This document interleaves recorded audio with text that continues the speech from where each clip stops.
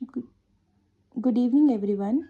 So today we are going to discuss about the second part of Vedic period. In the previous video, we had completed the administrative arrangement of the Rigvedic society, and today we are going to discuss about the social life of the Rigvedic period. So first we talk about women's, the status of women's. So they were at a respectable position.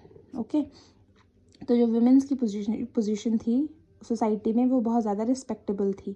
They were allowed to participate in sabha and समिति.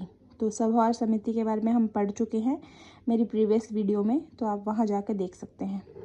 Then कुछ women poets का भी mention मिलता है, that is ये Apala, Lopamudra, Vishweshwara and Ghosha. Okay, तो ये जो चार है वो वुमेन पोइट्स थे जो हमें ऋग्वेदिक पीरियड में जिनका मेंशन हमें मिलता है वैदिक एज में, और उन्हें एजुकेशनल राइट्स भी प्रोवाइडेड थे. ठीक है, इक्वल अपॉर्चुनिटीज़ भी प्रोवाइडेड थी. नाउ सोशल लाइफ के अगर और पॉइंट्स देखें तो उसमें थी हमारे know practice of child marriage. Child marriage का हमें कोई भी एविडेंस नहीं मिलता है, कोई भी टेक्स्ट में इसका मेंशन नहीं है. देन नो सती प्रथा. सो नो सती प्रैक्टिस. सती प्रैक्टिस का भी हमें कोई एविडेंस या कोई टेक्स्ट हमें नहीं मिलता है जिसमें ये कहा जाए कि जो उस टाइम पे सती प्रथा होती थी.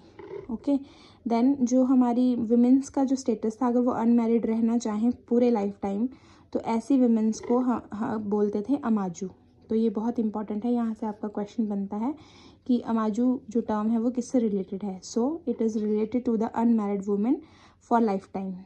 ठीक है, and then next point is cows. हम गायें जो हैं आज भी बहुत इंपॉर्टेंट रोल प्ले करती हैं और उस टाइम भी बहुत ज़्यादा इंपॉर्टेंट मानी गई हैं, तो इन्हें कहा गया है अघन्य. तो ये पॉइंट आपको यहाँ से क्वेश्चन बन सकता है कि जो अघन्य है वो किस रेफरेंस में या किसे कहा गया है. तो अघन्य मतलब ना मारने वाली या ना मारने योग्य. ओके, सो जो उस चीज़ में इन्वॉल्व होते थे उनको मतलब वो प्रोहिबिशन था, और उसको अगर वो इन्वॉल्व होते हैं तो उसको पनिशमेंट भी दी जाती थी. सो इसके बाद जो है वो वहाँ पे हम अगर देखें सोशल कस्टम्स में तो मोनोगैमी जो थी वो जनरल प्रैक्टिस थी. ओके, जो हमारे कॉमनर्स थे वो जनरल प्रैक्टिस करते थे मोनोगमी. लेकिन जो रॉयल और नोबल फैमिलीज़ थी, जैसे राजे थे या राज दरबार थे, उनमें जो लोग रहते थे उनको पॉलीगैमी जो थी वो अलाउड थी और वो प्रैक्टिस करते थे polygamy. Okay, so next is their main occupation. Their main occupation was cattle rearing. Okay, तो वो पैस्ट्रल से कैटल रेयरिंग पे उन्होंने ट्रांसफॉर्म किया, तो वो उनका मेन ऑक्यूपेशन बाद में जाके बना. और उस टाइम ऐसा नहीं था कि जिसके पास बहुत ज़्यादा पैसे होते थे तो वो बहुत अमीर होता था, ऐसा नहीं था. वो उनकी जो वेल्थ थी वो एस्टिमेट की जाती थी उनकी टर्म्स ऑफ देयर कैटल्स, कि किसके पास कितनी गायें हैं, कितने घोड़े हैं, कितने एलिफेंट्स हैं, कितने एनिमल्स हैं, कितने कैटल्स उसने पाल रखे हैं, कितने उसके पास पशु हैं. तो उस पर उसकी जो है वो वेल्थ जो है वो काउंट की जाती थी. देन जो काऊ है उसको गऊ कहा जाता था, है ना. आज भी हम सुनते हैं गऊ माता, तो गऊ कहा जाता था. और जैसे कोई वॉर होती थी ना काऊ के लिए, या कोई फाइट होती थी किसी काऊ को मतलब लेने के लिए, गाय को लेने के लिए, जैसे कामधन. आपने सुना होगा, एक बहुत ज़्यादा फेमस लेजेंड स्टोरी है कि कामधेनु के पीछे जो है वो युद्ध हुआ था, है ना, विश्वामित्र और आई थिंक परशुराम के बीच में. तो वो भी जो था उसे कहा जाता था गविष्टि, है ना. तो उसे एक टर्म से डिफाइन किया जाता है, दैट इज़ योर गविष्टि. देन जो प्रोटेक्टर ऑफ काऊ था उसे कहा जाता था गोपति. एंड जो बहुत ज़्यादा कैटल्स को ऑन करता था, या जो कैटल जिसके होते थे वो उस वेल्दी मैन को कहा जाता था गोमत. ओके, सो ये टर्म्स हैं, बहुत इंपॉर्टेंट है. गोमत कहा जाता था वेल्दी पर्सन को जिसके पास अपने बहुत सारे कैटल्स होते थे. ओके, देन यहाँ पे विडो री मैरिज का भी हमें मतलब मेंशन मिलता है. वो किसे कहा जाता था वहाँ तब, नियोगा. ओके, तो नियोगा अगर आपको कहीं देखने को मिलता है क्वेश्चन में तो उसका मतलब है वो विडो री मैरिज की बात कर रहे हैं. नेक्स्ट, जो उनके रिलीजियस बिलीफ थे, उनका जो मेन डाइटी था वो इंद्रदेव था और अग्निदेव था. तो यहाँ पे जो मेन है वो इंद्रदेव हो जाते हैं, क्योंकि वो ना जो पीपल थे ना, जो लोग थे वो बड़े ज़्यादा नेचर लविंग थे, वो नेचर से बड़ा प्यार करते थे. वो पौधों को अपने भगवान मान लेते थे, धरती को माता कहते थे. और जब बारिश अच्छी होगी तो फसल अच्छी होगी, क्योंकि वो एग्रीकल्चर बेस्ड इकोनॉमी थी. तो जब वो बारिश अच्छी होती थी तो उनकी फसल अच्छी होती थी. तो इसलिए उनका जो डाइटी था, जो उनका प्रमुख देवता था वो इंद्रदेव थे. ओके, और एनिमल जो थी वो उनको हॉली माना जाता था, काओ को, है ना, उसको बहुत ज़्यादा पवित्र माना जाता था, सेक्रेड माना जाता था। और वहाँ पे रिवर जो थी, रिवर का जो मेंशन है वो हमें मिलती है सरस्वती।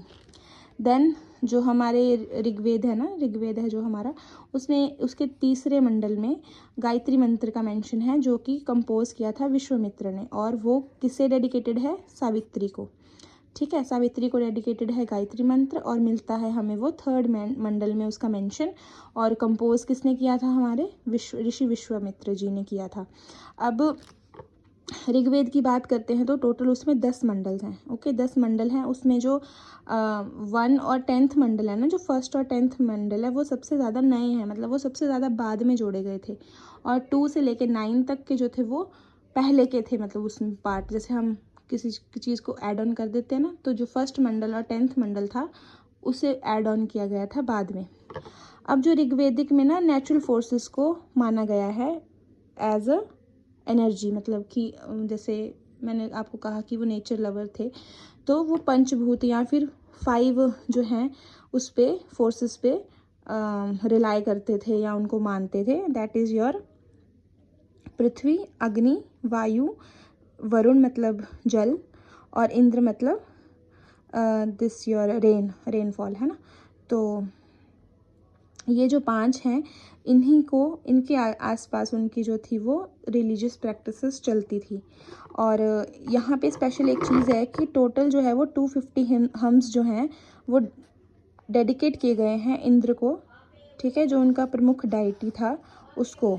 और it also known as Purandar, और बारिश का देवता। ठीक है, तो इंद्र को पुरंदर कहा गया है यहाँ पर, और बारिश का देवता कहा गया है। अब हम और किसी और डाइटी की बात करते हैं तो रुद्रदेव आते हैं हमारे गॉड ऑफ एनिमल्स, पुषान आते हैं हमारे गॉड ऑफ शूद्रास और कैटल गॉड, और विष्णु आते हैं हमारे गार्डियन ऑफ अर्थ। तो इनका मेंशन भी है, लेकिन सबसे इम्पॉर्टेंट हो जाते हैं हमारे इंद्र। तो इंद्र को पुरंदर भी कहा गया है ऋग्वेदिक पीरियड में। Okay, so that's all for today. So thank you so much for watching.